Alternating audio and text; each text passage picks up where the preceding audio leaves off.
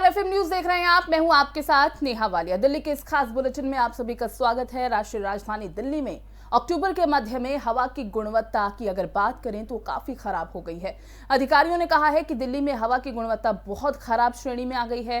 पिछले 2 दिनों में पराली जलाने में तेजी से वृद्धि हुई है, जिससे शहर की बिगड़ती हवा में 14% का योगदान हुआ है। यानी अर्थ साइंसेज मिनिस्ट्री की फोरकास्ट बॉडी सफर के मुताबिक दिल्ली का AQI 2.5 PM के साथ बहुत खराब श्रेणी में पहुंच गया है। भारतीय कृषि अनुसंधान संस्थान के आंकड़ों के मुताबिक पिछले 2 दिनों में 15 और 16 अक्टूबर में 1948 पराली जलाने की घटनाएं दर्ज की गई हैं, जबकि 14 अक्टूबर तक 1795 मामले सामने आए थे। और इसी के कारण जो हवा की गुणवत्ता है वो लगातार खराब श्रेणी में पहुंचती जा रही है। पराली जलाना भी इसका एक बड़ा कारण सामने आ रहा है, क्योंकि पराली जलाने की वजह से जो दिल्ली की हवा है वो खराब हो रही है, उसकी गुणवत्ता खराब हो रही है। ऐसे में जब पॉल्यूशन बढ़ रहा है, हवा का स्तर खराब हो रहा है, हवा की गुणवत्ता खराब हो रही है, तो लोगों को भी इसकी वजह से काफ़ी ज़्यादा परेशानी हो रही है। तो आपको बता दें कि दिल्ली की एयर क्वालिटी काफ़ी ज़्यादा ख़राब दर्ज की गई है और ऐसे में ये मामला अब और बढ़ रहा है, क्योंकि त्योहारों का समय है। इसी खबर पर ज़्यादा बातचीत के लिए हमारे साथ कांग्रेस नेता अजय अरोड़ा जी हैं। अजय जी, बहुत बहुत स्वागत है आपका एफएम न्यूज़ में।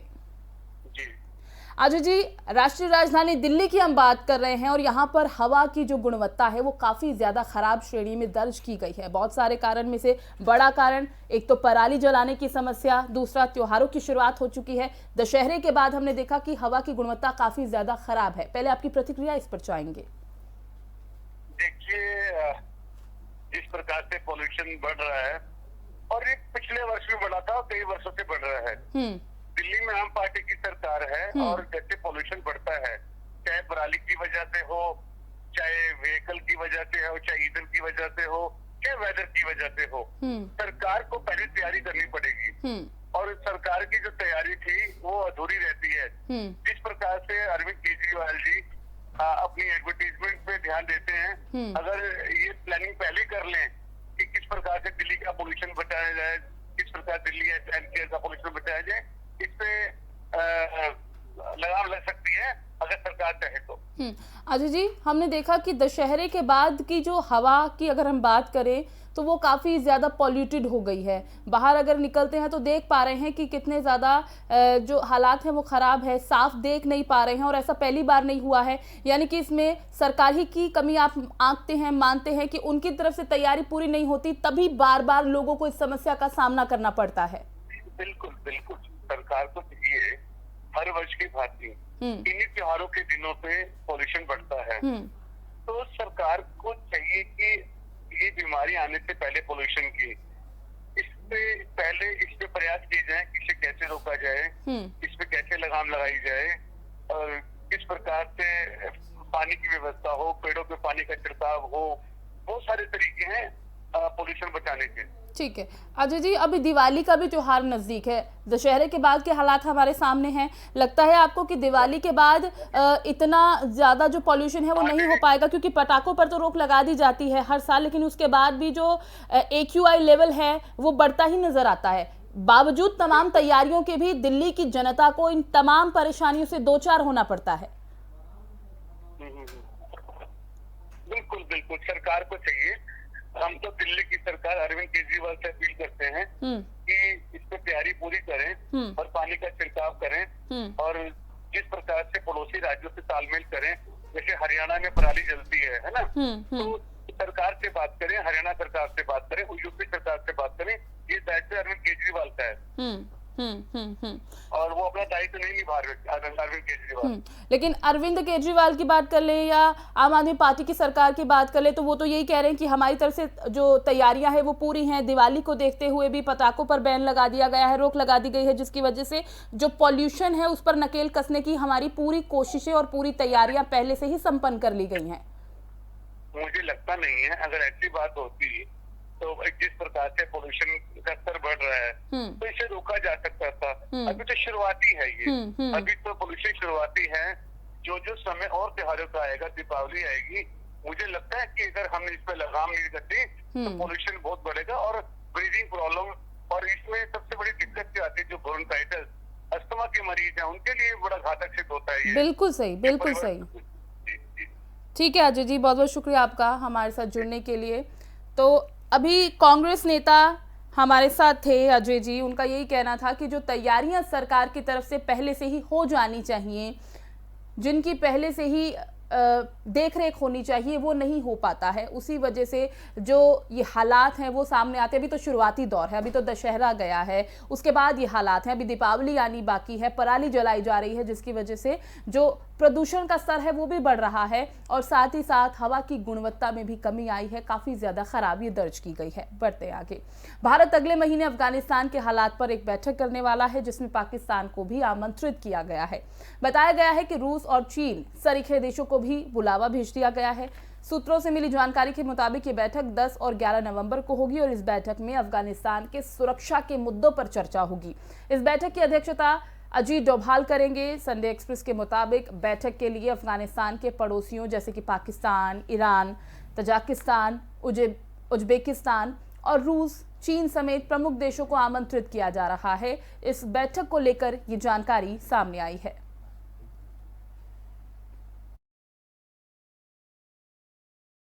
बढ़ते हैं आगे, सोनीपत की एक अदालत ने सिंघू बॉर्डर पर एक व्यक्ति की पीट कर हत्या करने के संबंध में गिरफ्तार सरबजीत सिंह को 7 दिन के पुलिस रिमांड पर भेज दिया है।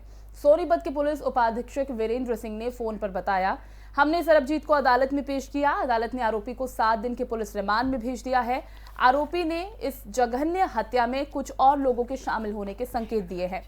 पंजाब के तरनतारन जिले में मजदूर लखबीर सिंह का शव शुक्रवार को दिल्ली हरियाणा सीमा पर बैरिकेड से लटका हुआ मिला था।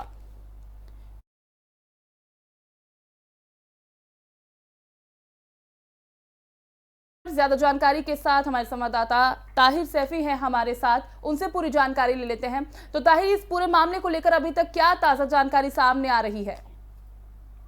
देखिए नेहा, आपको बता दूं कि बीते दिनों जो है सिंधु बॉर्डर पर एक युवक की जो है निर्मम हत्या करने के बाद उसके शव को जो है पुलिस बैरिकेड पर लटका दिया था। पुलिस ने इसमें कार्रवाई करते हुए एक पहले ही सिख आरोपी को जो है गिरफ्तार करते हुए सोनीपत कोर्ट में जो है पेश किया गया था। कोर्ट में पेशी के दौरान आरोपी सरबजीत ने बताया था कि उसके साथ पंजाब के रहने वाले 4 और युवकों के द्वारा जो है मिलकर जो है इस युवक की हत्या की वारदात को अंजाम दिया गया था। बताया जा रहा है कि सिखों के ग्रंथ को लेकर जो है इस युवक की जो है हत्या की थी, जिसके बाद पुलिस के आला अधिकारियों ने जो है कार्रवाई करते हुए एक आरोपी को गिरफ्तार कर कोर्ट में पेश किया था, जिसके बाद जो है आरोपी को 7 दिन की जो है पुलिस कस्टडी में जो है भेज दिया गया था। पूछताछ में जो है 4 और नाम निकलकर सामने आए हैं जो पंजाब के रहने वाले हैं, जिसके चलते पुलिस के आला अधिकारियों ने कार्रवाई करते हुए एक और आरोपी नारायण को जो है पंजाब से गिरफ्तार कर लिया है। पकड़े गए आरोपी से जो है पूछताछ की जा रही है कि उसके साथ और कितने लोग जो है इसमें शामिल थे। पूछताछ में पुलिस को यह भी पता चला है कि हत्या की वारदात वाले दिन आरोपी जब दिल्ली गया था तो उस दौरान जो है कुछ लोगों की भीड़ एकत्र थी। उस दौरान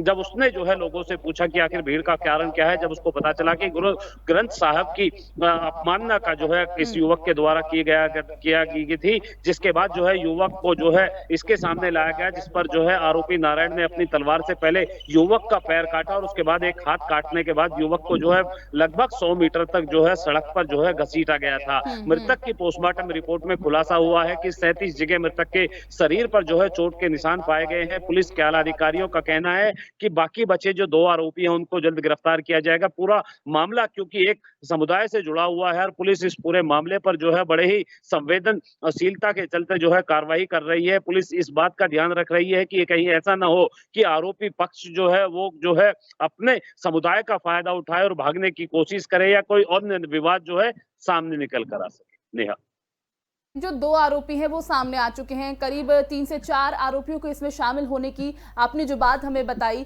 वो हम समझ पा रहे हैं, यानी कि 2 लोग सामने आ चुके हैं, बाकियों के लिए अभी भी तलाश जारी है और पूछताछ की जा रही है कि अन्य कौन कौन लोग थे जो इस हत्या को अंजाम देने में उन आरोपियों के साथ शामिल थे। देखिए देखा, पुलिस के आला अधिकारियों से मेरी बात हुई है। पुलिस के आला अधिकारियों का कहना है कि इस हत्याकांड में जो 4 आरोपी थे उन चारों की पहचान कर ली गई है। हालांकि अभी तक उनके नाम जो है पुलिस की तरफ से नहीं खोले गए हैं कि पुलिस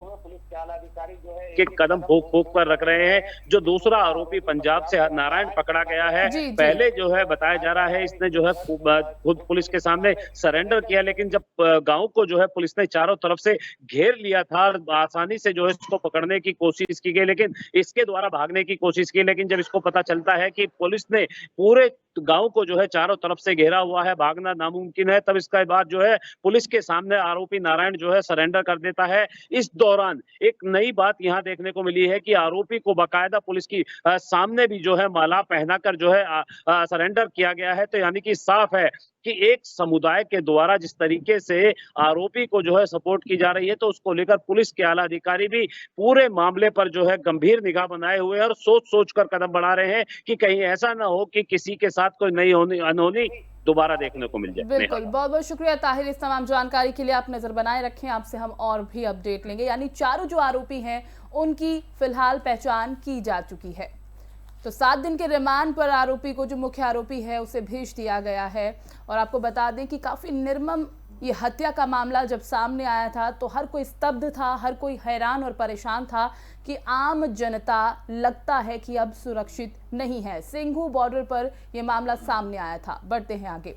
साल भर के गैप के बाद दिल्ली के प्रगति मैदान में सबसे बड़ा ट्रेड फेयर होने वाला है। ट्रेड फेयर की तैयारी अंतिम चरण में है। बता दें कि इस बार का मेला वर्ल्ड क्लास इंफ्रास्ट्रक्चर वाला होगा। वहीं प्रोजेक्ट से जुड़े लोगों का कहना है कि वर्ल्ड क्लास इंफ्रास्ट्रक्चर की वजह से ही भारत इवेंट इंडस्ट्री में बहुत ही तेजी से चीन को पीछे छोड़ रहा है। लिहाजा साउथ एशिया रीजन में इवेंट इंडस्ट्री में भारत का महत्व बहुत बढ़ा है। इस बार मेले में बहुत कुछ नया है। सबसे बड़ा आकर्षण का केंद्र सुरंग होगी।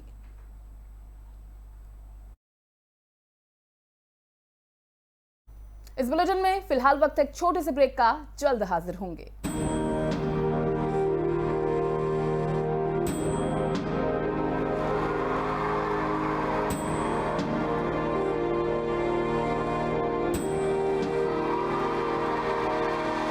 अब बच्चा बच्चा देशभक्ति पढ़ेगा, अब बच्चा बच्चा देशभक्त बनेगा।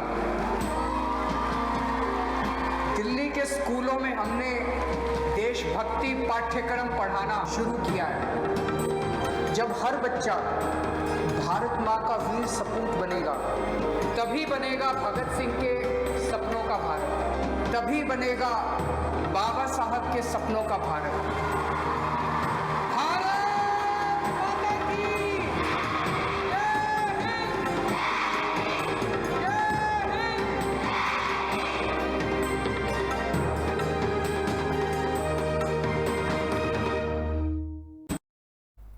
ब्रेक के बाद दिल्ली के इस खास बुलेटिन में एक बार फिर से आप सभी का स्वागत है। गंग नहर के बंद होने से दिल्ली वासियों को परेशानी नहीं होगी। दिल्ली जल बोर्ड ने बताया कि 5 नवंबर तक गंग नहर को बंद किया गया है। ये भी बता दें कि इस नहर की मरम्मत का काम चल रहा है, लेकिन इससे राष्ट्रीय राजधानी में पानी की आपूर्ति बाधित बिल्कुल नहीं होगी।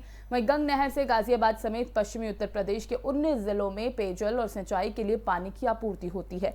गंग नहर को मरम्मत कार्य के लिए 21 दिनों के लिए बंद किया गया है।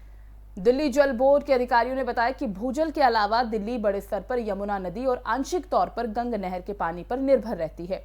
टीजेबी रोजाना करीब 900 से 950 एमजीडी पानी की आपूर्ति करता है। बढ़ते आगे, दिल्ली मेट्रो यात्रियों के लिए एक अच्छी खबर सामने आई है। आपको बता दें कि मेट्रो के यात्री अब सुरंगों में भी यात्रा के दौरान बेधड़क मोबाइल फोन पर बात कर सकेंगे और स्पीड से इंटरनेट का इस्तेमाल कर पाएंगे। दरअसल डीएमआरसी अपने अंडरग्राउंड मेट्रो स्टेशन पर नेटवर्क की आ रही शिकायतों को लेकर बेहतर मोबाइल कनेक्टिविटी के लिए 29 स्टेशन पर नेटवर्क सुधार कर रही है।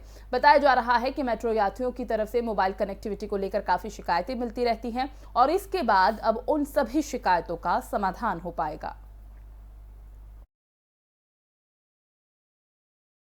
बात अगर कोरोना महामारी की करें तो दिल्ली में अब ये मामले कम हो रहे हैं। पिछले 24 घंटों में कोरोना के 21 नए मामले आए हैं। वहीं राष्ट्रीय राजधानी में कोरोना से एक की मौत बिल्कुल नहीं हुई है। अब दिल्ली में कोरोना के कुल 326 एक्टिव केस हैं। बता दें कि कोरोना के कुल मामलों की संख्या 14,39,358 पहुंची है। राष्ट्रीय राजधानी पॉजिटिविटी रेट की अगर यहां पर बात करें 0.04 यहां पर देखी गई है।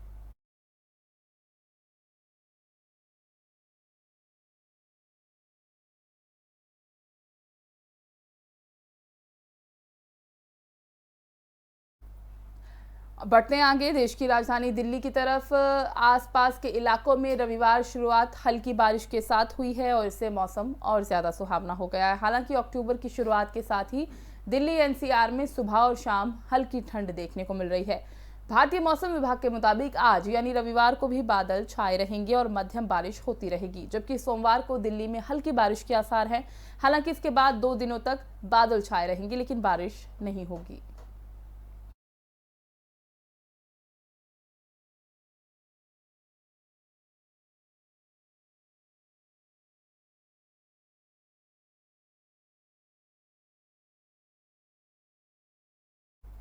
सरकारी तेल कंपनियों ने आज यानी रविवार को लगातार तीसरे दिन इनके दामों में बढ़ोतरी की है। आज दिल्ली में पेट्रोल डीजल की कीमतों में 35 पैसे प्रति लीटर की बढ़ोतरी हुई। पेट्रोल और डीजल की कीमतें बढ़ने के बाद दिल्ली में पेट्रोल के दाम 105 रुपये 84 पैसे और डीजल के दाम 94 रुपये 57 पैसे प्रति लीटर पहुंच गए हैं। इस महीने 17 दिन में पेट्रोल डीजल 14 बार महंगा हुआ। इससे राजधानी दिल्ली में पेट्रोल 4 रुपये 20 पैसे और डीजल 4 रुपये 70 पैसा महंगा हुआ है। वहीं 2021 की बात करें तो इस साल 1 जनवरी को पेट्रोल 83 रुपये 97 पैसे और डीजल 74 रुपये 12 पैसे प्रति लीटर था। दिल्ली के इस विशेष बुलेटिन में फिलहाल बस इतना ही। मुझे दीजिए इजाजत और देखते रहिए FM न्यूज।